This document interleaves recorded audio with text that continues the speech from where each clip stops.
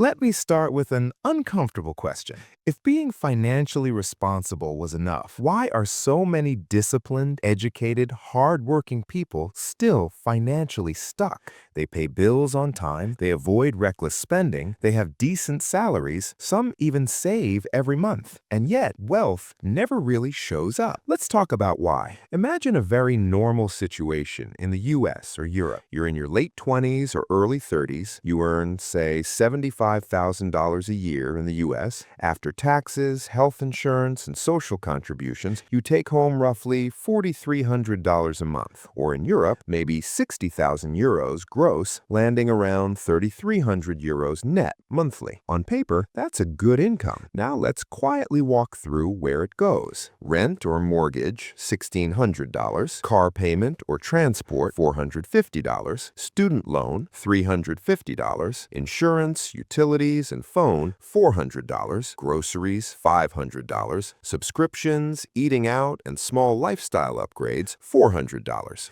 We haven't added vacations, emergencies, or family support yet. Suddenly, your good salary leaves you with maybe $200 to $300 at the end of the month. And here's the key detail. Nothing about this looks irresponsible. This is what financial responsibility looks like in modern society. The hidden mistake isn't overspending, it's structural compliance. Most people are financially responsible inside a system designed to absorb responsible incomes. Car loans are manageable, student loans are normal, mortgages are smart, lifestyle upgrades feel earned. Each decision makes sense on its own, but together they lock your income into long-term commitments. Let's use simple math. A $450 car payment over 6 years is $32,000. A student loan of $350 over 10 years is $42,000. Add interest, insurance, maintenance, the real cost is higher. That's not reckless spending, that's socially approved spending, and it delays wealth without ever feeling like a mistake. So why do smart people keep doing this? Psychology. Most of us aren't trying to get rich. We're trying to feel stable, normal, and respected. We compare sideways, not upward in time. We look at colleagues, neighbors, friends. They have the same car. They upgraded their apartment. They travel once a year. So we align our spending to our peer group instead of our future self. Financial responsibility becomes about avoiding embarrassment, not building independence. And the system rewards that thinking. Banks approve loans. Employers praise stability. Society calls this adulthood. No alarms go off. The long-term cost shows up quietly. At 40, income may be higher, but obligations are heavier. At 50, savings exist, but freedom doesn't. At 60, retirement depends on systems, not choice.